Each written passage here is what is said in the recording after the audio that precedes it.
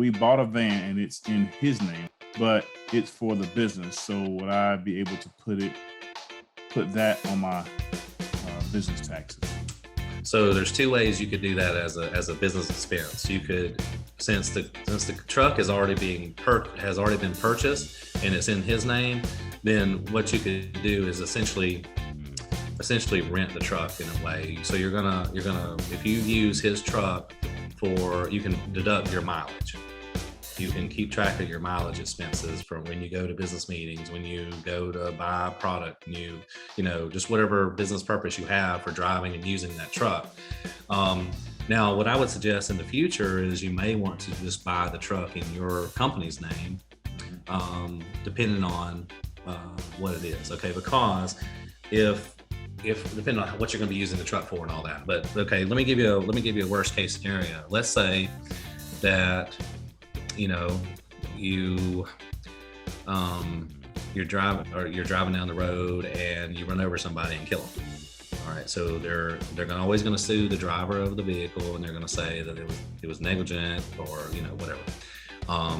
They're going to go after your personal assets after they exhaust your insurance, because it's going to be a wrongful death suit and it's going to be in the millions of dollars.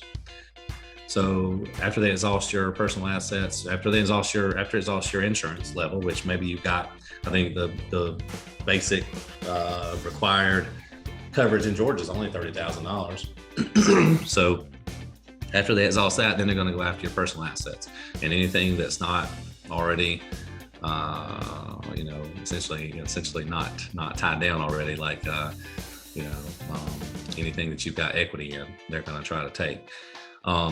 Now, let's say that you have an employee, and that employee is maybe he's going to drive your truck and he's going to make deliveries for you, or he's going to drive it to go pick up product at Lowe's or something like that.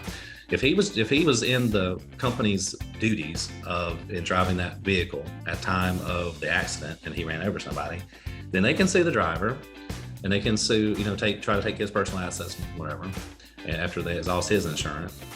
But they can also sue your business, but they can't sue you personally and get your personal assets.